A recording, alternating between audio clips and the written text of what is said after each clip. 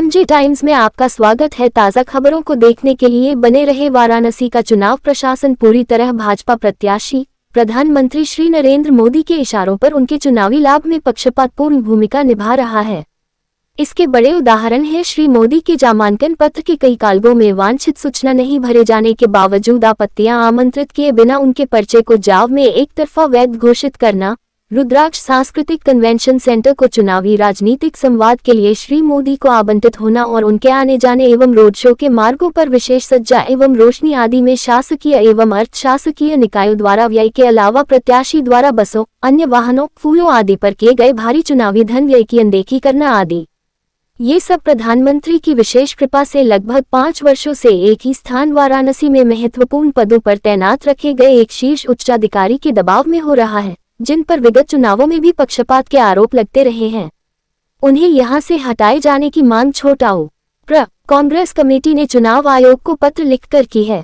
ये नितांतापत्तिजनक है कि अन्य प्रत्याशियों के नामांकन पत्रों की छानबीन में 2-3 बार तक पुकार लगाकर आपत्ति आमंत्रित की गई, लेकिन श्री नरेंद्र मोदी के पर्चे को बिना आपत्ति आमंत्रित किए सबसे पहले वैध कर दिया गया, जबकि कोई जानकारी नहीं भरी है। उन गंभीर कमियों के कारण ही भाजपा ने दल की ओर से एक डमी प्रत्याशी का भी नामांकन कराया था। इस स्थिति में कांग्रेस ने उनके नामांकन पर अपनी आपत्तियां चुनाव आयोग को ऑनलाइन भेजा। प्रधानमंत्री द्वारा अपने नामांकन के बाद रुद्राक्ष कन्वेंशन सेंटर में चुनावी संवाद सभा हुई। उसका आवंटन चुनाव आचार संहिता के विरुद्ध है।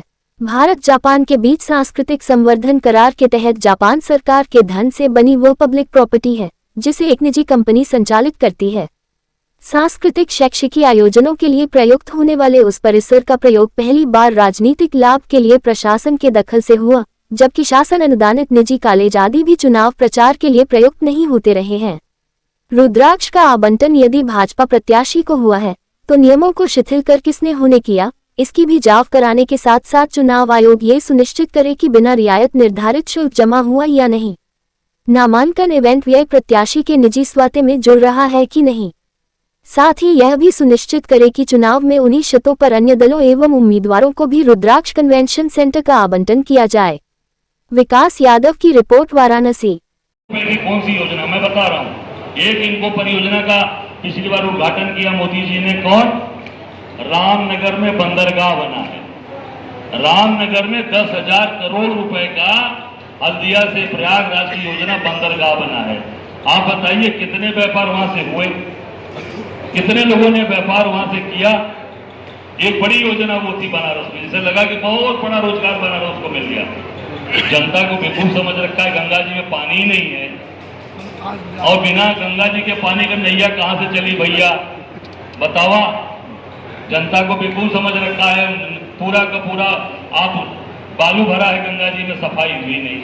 दूसरी उनकी परियोजना जो एक और बनाए, सब फ्लॉप है।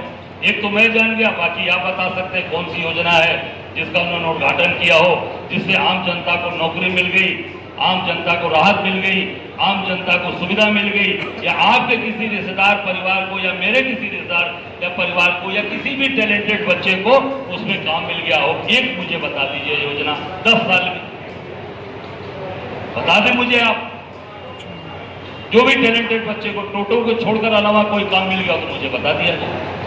मैं आप सबसे भी, आप सब लोग हमसे ज्यादा बाजार में सड़क पर घूमते हैं। एक भी योजना, केवल झूठी बात मीडिया को बुलाकर 1000 करोड़ दे दिया, 5000 करोड़ दे दिया, 2000 करोड़ दे दिया, 1800 करोड़ दे दिया, 1500 करोड़ 51 रुपया दे दिया। अरे भैया कहाँ है, कौन सी योजना है आप बताइए। सारे कल कारखाने तो गुजरात से गए आप, बनारस को मिला क्या? बनारस को मिला जाम, बनारस को मिला टोटो, बनारस को मिला क्रूज। माझी समाज जो गंगा पुत्र, जो पीढ़ियों से मां गंगा की उसी गोद में सेवा करता रहा, उसकी नाव हटाकर गुजरात के लोगों को क्रूज दे दिया। क्रूज पे तमाम ऐसे उस पे खाने पीने के पदार्थ परोसे जाते हैं जो मां गंगा के अंदर वर्जित है। पवित्र मां गंगा के अंदर वो नहीं परोसा जा सकता, काशी के अंदर वो भी क्रूज के अंदर परोसे जाते हैं, वो भी खिलाए जाते हैं, वो भी पिलाए जाते हैं। आप सब लोग जानते हैं, आप सब लोग उसको सामने ला सकते हैं। टेंट सिटी लगाया, अब बताइए टेंट सिटी बनारस के अंदर उससे कितना लाभ मिला, बनारस को कितना रोजगार मिला। उसी टेंट सिटी के ऊपर एनजीटी ने जुर्माना लगाया। मोदी जी की ड्रीम योजना थी, उसको एनजीटी ने जुर्माना लगाया। मैंने उसका विरोध किया था 80 पे प्रेस करके, आप सब लोग थे उस पे, और उसका मलमूत्र भी गंगा जी में डाला गया, गंगा जी को गंदा किया गया।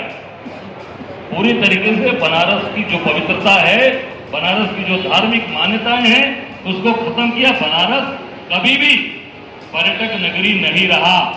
बनारस हमेशा से अध्यात्म की नगरी, धर्म की नगरी, मोक्ष की नगरी, सांस्कृतिक नगरी, शिक्षा की नगरी, और हमारे जो सभ्यता संस्कृति थी वो हमारी काशी की पहचान है।